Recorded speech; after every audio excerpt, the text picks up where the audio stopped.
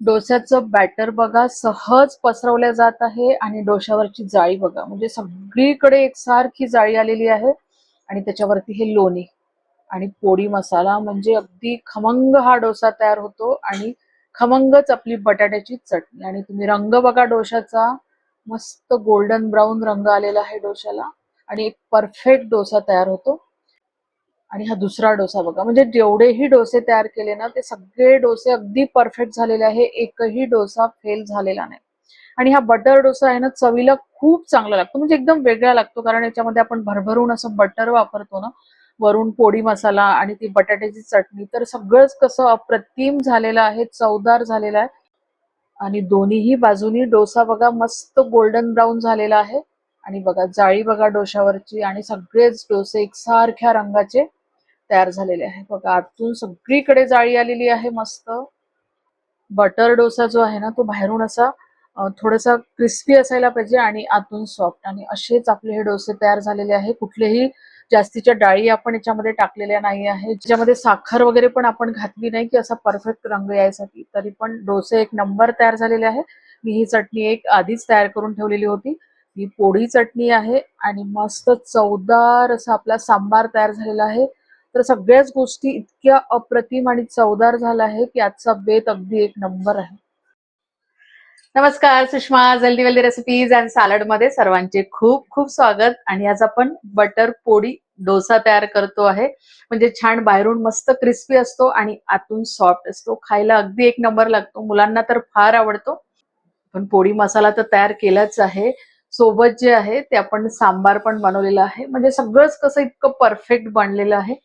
तर रेसिपी बघूया. पण त्याआधी जर तुम्ही माझ्या चॅनलवरती नवीन असाल किंवा अजूनही माझं चॅनल सबस्क्राईब केलं नसेल तर प्लीज चॅनलला सबस्क्राईब करा. रेसिपी आवडली तर जास्तीत जास्त लाईक करा, शेअर करा. तसेच बेल आयकॉनला पण क्लिक करा जेणेकरून माझ्या नवीन व्हिडिओचे नोटिफिकेशन पहिल्यांदा तुम्हाला येतील. आणि चला रेसिपी बघूया. इथे मी डोसे बनवण्यासाठी ग्लासाने 3 ग्लास तांदूळ घेतलेले. तुम्ही हे मेजरमेंट वाटीच्या साहाय्याने पण घेऊ शकता. तुमच्या घरात मेंबर किती आहे किंवा तुम्हाला किती लागते त्यानुसार. आणि हे बघा हे मी असे जाडे भरडे तांदूळ घेतले स्वस्तवाले. किंवा इडली डोशाचे तांदूळ घ्यायची पण गरज नाही आहे. नॉर्मल तांदूळापासून पण छान डोसे तयार होतात. आणि 1 ग्लास उडदाची डाळ आहे. म्हणजे 3 भाग जर तुम्ही तांदूळ घेत असेल ना तर एक भाग जो आहे ते डाळ घेऊन घ्यायची. आता दोन्ही आपण चांगले घासून हे स्वच्छ धुवून काढायचे. 2 ते 3 पाण्याने धुवा म्हणजे पांढरं पाणी जे आहे ते सगळं निघून जायला पाहिजे. या पाण्याचा वापर तुम्ही झाडासाठी करू शकता. झाडासाठी खूप चांगलं एक पौष्टिक पाणी आहे हे. मी बरेचदा जेव्हा अशा रेसिपी करते तेव्हा सांगत असते. डाळीला पण अशा पद्धतीने चांगलं घासून धुवून घ्यायचं. आता हे सगळं पाणी त्याच्यातलं मी जमा करून ठेवते आहे. त्याच्यामध्ये आपण तांदूळ भिजत घातले ना तर त्याच्यामध्ये साधारण 1.5 चमचा मी मेथी दाणे टाकून घेतले. आणि हे आहे पोहे म्हणजे आपण जे कांदा पोहे करतो ना ते पोहे आहे. तर अर्धा ग्लास पोहे घालून घ्यायचे. आणि आता बघा जेव्हा मी मेथी दाणे आणि पोहे टाकले ना तर त्यानंतर हे पाणी जे आहे मी काढून टाकलं आणि त्याच्यामध्ये दुसरं पाणी घातलं म्हणजे आपले मेथी दाणे पण धुतले जातात आणि पोहे पण धुतले जातात. त्याच्यामध्ये चांगलं स्वच्छ पाणी टाकून घेऊ. धुवून झाल्यानंतर चांगलं वरपर्यंत पाणी येऊ द्यायचं आणि त्याच्यावरती झाकण ठेवून 5 ते 6 तास याला भिजवून घ्यायचं किंवा ओव्हरनाईट तुम्ही ठेवू शकता. डाळ तांदूळ भिजत घालून 6 तास झालेले आहे. मला दुसऱ्या दिवशी सकाळी डोसे तयार करायचे होते म्हणून मी सकाळीच भिजत घातले आणि आता संध्याकाळी 6 तास झालेले ते बघताय. तर बघा तांदूळ जे आहे ते चांगले भिजल्या गेलेले आहे. सहज हाताने त्याचे तुकडे होते आणि डाळ पण आपली चांगली भिजल्या गेली आहे. म्हणजे आपले डाळ आणि तांदूळ जे आहे ते चांगले भिजल्या गेले पाहिजे आतपर्यंत. अशा हाताने त्याचा सहज तुकडा व्हायला पाहिजे. तर आता आपण हे बारीक वाटून घेऊ. तर मिक्सरमध्ये आपण वाटतो आहे.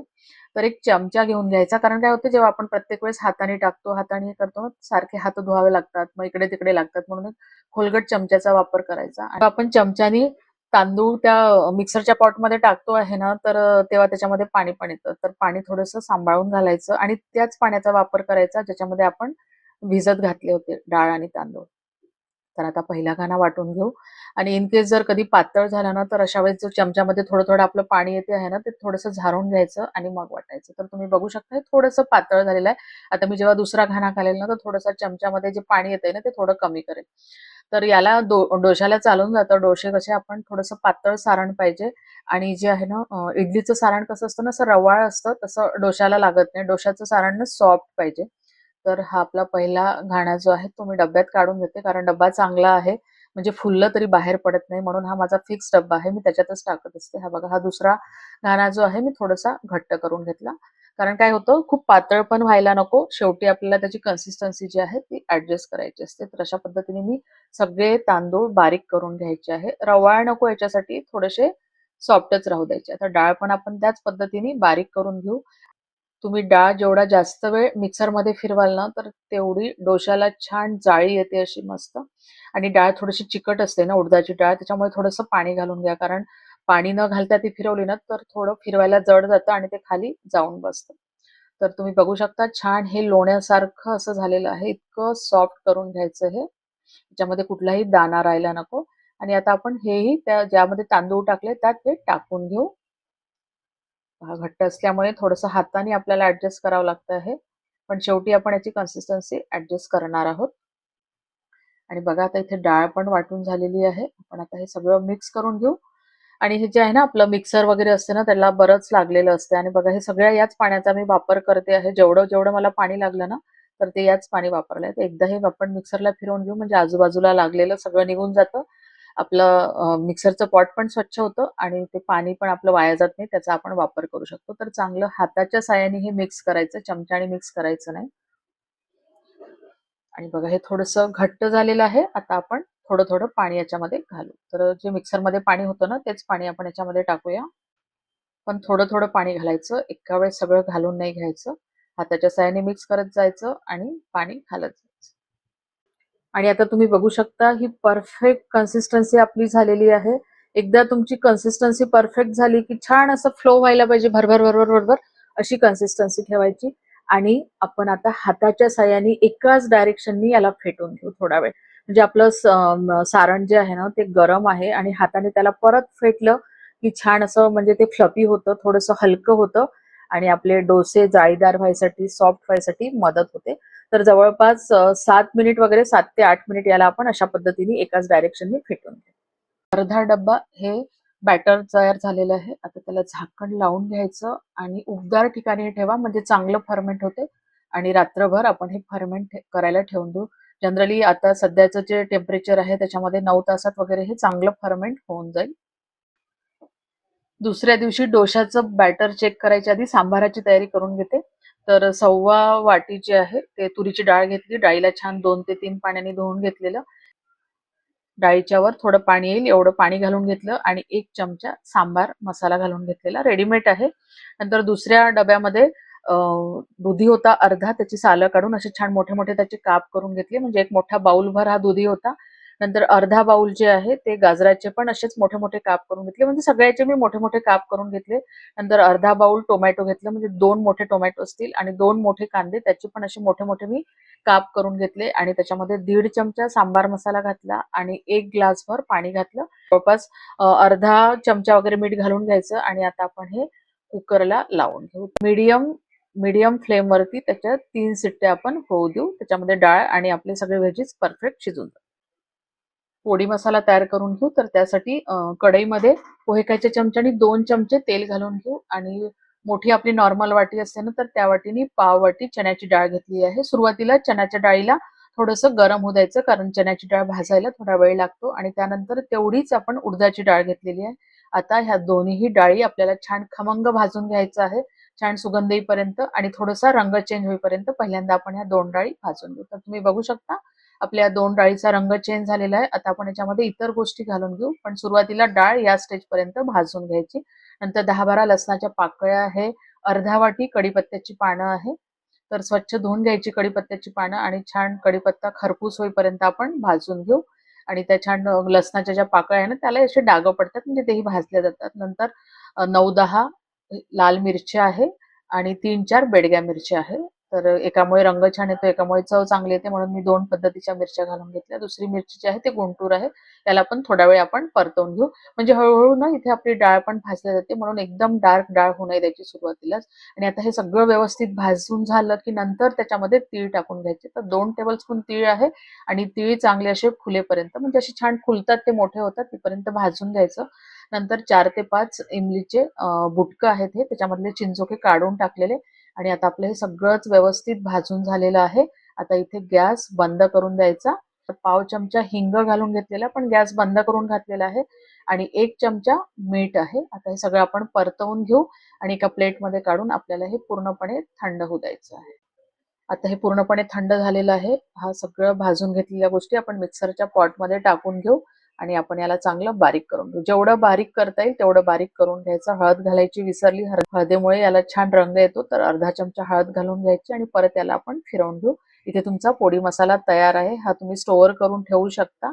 एखाद्या डब्यामध्ये भरून जेवढा पाहिजे तेवढा वापरणार आहे आणि राहिलेला पण मी स्टोअर करून ठेवणार आहे. असा छान खमंग आणि दाणेदार हा पोडी मसाला तयार होतो. बटाट्याची चटणी तयार करून घेऊया. त्यासाठी मी बटाटे आधीच उकडून ठेवले होते. तर 1.5 टेबलस्पून तेल घालून घेतलेलं आणि 1 चमचा मोहरी टाकली. 1 चमचा पोहे खायच्या चमच्याने घेतलेलं उडदाची डाळ आहे आणि ही उडदाची डाळ मोहरीला चांगलं तडतडू द्यायचं आणि उडदाच्या डाळीला पण खमंग असं तांबूस होऊ द्यायचं. नंतर 10-12 कढीपत्त्याची पानं आहे, म्हणजे खमंग फोडणी लागते. नंतर 7-8 लसणाच्या पाकळ्या होत्या आणि 1 इंची आल्याचा तुकडा, तर याला मी किसून घेतलेला आहे. नंतर 4 हिरव्या मिरच्या आहेत, त्याला पण असं मोठं मोठं कापून घेतलेलं ते घालून घेऊया. याला थोडंसं परतवून झालं की नंतर मग हा उभा चिरून घेतलेला कांदा आहे, म्हणजे त्याच्या सगळ्या पाकळ्या ना वेगवेगळ्या होत्या. तर अशाच पद्धतीने हा कांदा चिरून घ्यायचा. तर जवळपास मी इथे 5 मीडियम आकाराचे कांदे वापरलेले आहे आणि हे आहे 6 बटाटे बॉईल करून घेतलेले. ते चांगले हाताच्या सहाय्याने आपण कुचकरून घेऊ. चांगलं कुचकरून घ्यायचं, म्हणजे आपल्याला इथे सॉफ्ट चटणी लागते. आणि कांदे याच्यामध्ये अगळ-पगळ घालून घ्यायचे, मस्त लागतात हे.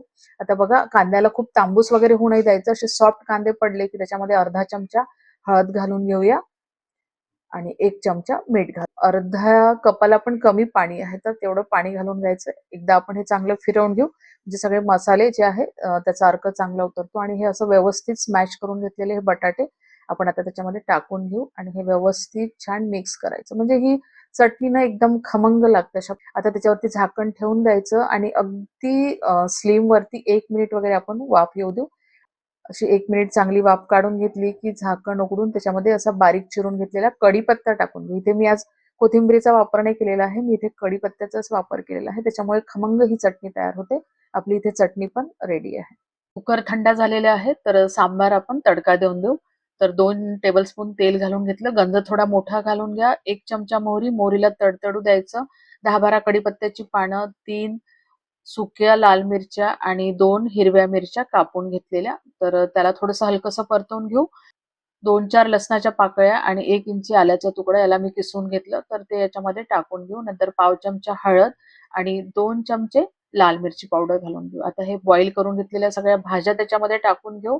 आणि हे वरण आहे, तर वरणाला मी चांगलं घोटून घेतलं होतं चमच्याच्या साहाय्याने, तेही त्याच्यामध्ये टाकून घेऊ. आणि हा आहे चिंचेचा कोळ, म्हणजे 10-12 चिंचेची बुटकं होते, ते मी पाण्यात भिजत घातले आणि जवळपास पाऊण वाटी त्याचा कोळ तयार करून घेतलेला. आणि 3 चमचे मीठ घालून घेतलेलं. मीठ तुमच्या चवीनुसार घाला.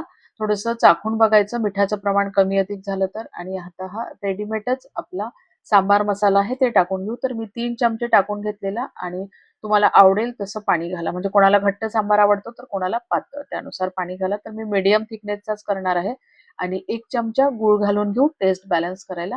आता मी थोडंसं टेस्ट केलं होतं. मला असं वाटलं की थोडासा सांबार मसाला परत घालावा, तर 1 चमचा मी परत टाकून घेतलेला आणि पाण्याची कन्सिस्टन्सी ॲडजस्ट केली. तर तुम्ही बघू शकता हा परफेक्ट सांबार आहे, म्हणजे मीडियम थिकनेसचा.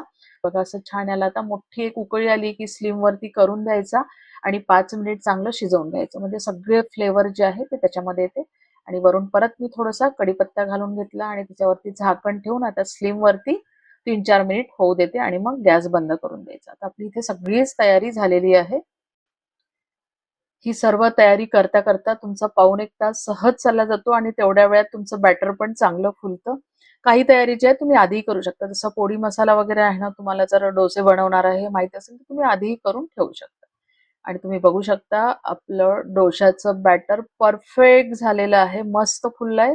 तुम्ही बघितलं असेल की आपला अर्धा डब्बा भरलेला होता बॅटरनी आणि आता बघा जवळपास डब्बा आपला भरतच आलेला आहे. आणि खूप जास्त ओव्हर फर्मेंट पण बॅटर नको. त्या बॅटरच्या डोश्याची टेस्ट पण चांगली येत नाही. त्याच्यामुळे हे बॅटर जे आहे ते परफेक्ट फुललेलं आहे बघा. मस्त एकदम हलकं झालेलं आहे आणि किती सहजपणे आपल्या चमच्यातून पडते. आता या इथे ना तुम्हाला जर थोडंसं पातळ पाहिजे असेल बॅटर, तर थोडं अगदी थोडं पाणी तुम्ही याच्यामध्ये घालू शकता. जर याच बॅटरचे तुमचे डोसे तयार होत असेल तर काही प्रॉब्लेम नाही. आता आपण त्याच्यामध्ये मीठ घालून घेऊ. तर 1.5 चमचा मी टाकून घेते. खूप जास्त मीठ पण नको घालायला, कारण आपण बाकीच्या गोष्टी असतात, पोडी मसाला आहे, नंतर आपण सांबार आहे, भाजी आहे, तर ते सगळं मीठ जे आहे ते बॅलन्स होऊन जातं. आता या मिठाला आपण व्यवस्थित मिक्स करून घेऊ आणि एखादा मिनिट तसंच राहू देऊ मीठ ठेवल्यानंतर. तोपर्यंत आपला तवा ठेवणे आहे, तेल काढणं आहे, या सगळ्या प्रोसिजरमध्ये 1 मिनिट चालला जातो. डोसे तयार करून घेऊया. तुमच्याकडे तुम्ही ज्या तव्यावरती डोसे तयार करत असाल तो तवा घेऊन घ्या. फक्त गॅस स्टोव्ह असा वापरा, कारण आजकाल ना 2-3 बर्नर असतात. त्याच्यामध्ये जो बर्नर सगळीकडे व्यवस्थित हीट देतो ना, तर त्या बर्नरचा तुम्ही वापर करा आणि त्याच्यावरती डोसे तयार करून घ्या. तर सगळ्यात पहिले तेल घालून घेतलं आणि तेलाला या सगळं पुसून घ्यायचं, आणि आता त्याच्यावरती पाणी शिंपडायचं. पाणी शिंपडल्यामुळे काय होते, की जी उष्णता आहे किंवा आपला जो तवा गरम होतो ना, तो एकसारखा गरम व्हायला पाहिजे. कुठे जास्त कुठे कमी झाला ना, तर आपला डोसा व्यवस्थित पसरत नाही. म्हणून हे पाणी घालून घ्यायचं आणि हे सगळं पाणी आता पुसून काढायचं आणि आता त्याच्यावरती डोशाचं बॅटर घालायचं. तर मी इथे 2 चमचे बॅटर टाकलं. थोडासा माझा व्हिडिओ इथे स्किप झाला. बॅटर किती टाकलं ते दिसतं नाही. तुमच्या तव्याच्या साईजनुसार तुम्ही बॅटर घालून घ्या किंवा सहजपणे आपला डोसा पसरवला जातो आहे. मस्त जाळी आलेली आहे आणि अशी छान जाळी आली की लगेच गॅसची फ्लेम मिडियम करून द्यायची. इथे हाय फ्लेम नाही ठेवायची, कारण इथे आपल्या डोसाला आपल्याला बाहेरून क्रिस्पी होऊ द्यायचं आहे. तुम्ही जर हाय फ्लेम ठेवली तर डोसा पटकन जळून जाईल आणि आपल्याला पाहिजे ते टेक्स्चर येणार नाही. आता आपण याच्यावरती लोणी घालून घेऊ. लोणी तुम्हाला किती पाहिजे तुमच्या आवडीने तुम्ही घालू शकता. खूप जास्त लोणी घातलं की छान चकाकतो तो आणि चवीलाही चांगलं लागतो. पण मला पाहिजे तेवढंच मी लोणी घालणार आहे. साधारण 2-3 चमचे मी लोणी असं टाकून घेतलं त्याच्यावरती. आता त्याच्यावरती आपण पोडी मसाला घालू आणि मध्ये बरोबर जो आहे ती आता ही बटाट्याची चटणी घालून घेऊ, कारण दुसरी बाजू आपल्यावरला त्याच्यावरती फोल्ड करता आली पाहिजे. अशा पद्धतीने ही चटणी घालून घ्यायची. बघा चटणीचं टेक्स्चर अगदी परफेक्ट आलेलं आहे, कारण आपल्याला चटणी व्यवस्थित त्याच्यावरती स्प्रेड होली पाहिजे.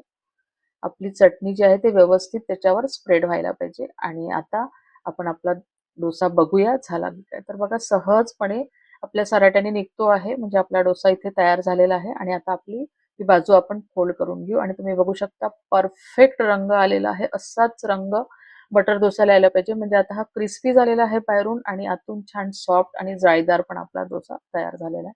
आता अशाच पद्धतीने आपण सगळे डोसे तयार करून घेणार आहोत. आता हा बघा दुसरा पण डोसा मी तुम्हाला दाखवते. बटर डोसा ना खूप पातळ नाही करून घ्यायचं, थोडीशी थिकनेस त्याला ठेवायची, म्हणजे त्याला परफेक्ट असं टेक्स्चर येतं. त्याला ना बेने डोसा पण म्हणतात. म्हणजे आता हा साऊथ इंडियन डिश आहे. बेने डोसा, बटर डोसा असं पण याला म्हणतात. बघा डोसा दोन्ही बाजूनी बघा, तुम्हाला दाखवते मी किती परफेक्ट शेकल्या गेलेला आहे. मस्त असे डोसे हे तयार होतात. चवीला पण अप्रतिम लागतात. चला आता हे सगळे डोसे मी बनवून घेणार आहे. इथे डोस्यासोबत लागणाऱ्या सगळ्या गोष्टी तयार आहे आणि डोसेही तयार आहे. आणि हा बटर डोसा ना गरम गरम खायचा छान, म्हणजे मस्त स्वाद येतो. जो आपण त्याच्यावरती बटर टाकतो ना, त्या बटरचा स्वाद अप्रतिम येतो. पण गरम खा हा तुम्ही डोसा, तेव्हा त्याचं जे ऍक्च्युअल टेक्स्चर आहे ते तुम्हाला मिळतं, म्हणजे क्रिस्पी आणि सॉफ्ट. हे बघा आतून पण किती छान जाळीदार असे हे डोसे तयार झालेले आहेत. आणि रंग बघा, सगळ्याच डोशाचा रंग जे आहे ते अगदी परफेक्ट आला आहे दोन्ही बाजूनी. आणि छान खरपूस हे डोसे तयार झालेले आहे. म्हणजे आपली चटणी खमंग झालेली आहे, पोळी चटणी खमंग आहे आणि आपला जो सांबार आहे तो पण अप्रतिम झालेला आहे चवीला. ही चटणी ना मी आधीच तयार करून घेतली होती. कांदे आणि टोमॅटोची चटणी आहे. तर ती पण मी त्याच्यासोबत खायला दिली होती, कारण होती ऑलरेडी म्हणून. आणि सांबार तर अगदी चवीला अप्रतिम झालेला आहे, म्हणजे सुपर ही डिश तयार झाली. ही चव तुम्हाला कुठल्याही हॉटेलमध्ये मिळणार नाही. सगळेच पदार्थ अप्रतिम झालेले आहेत. तुम्ही पण अशा पद्धतीचा डोसा एकदा नक्की ट्राय करा. आवडला तर लाईक शेअर करायला विसरू नका. परत भेटूया अशाच एका छानशा रेसिपी सोबत. तोपर्यंत धन्यवाद.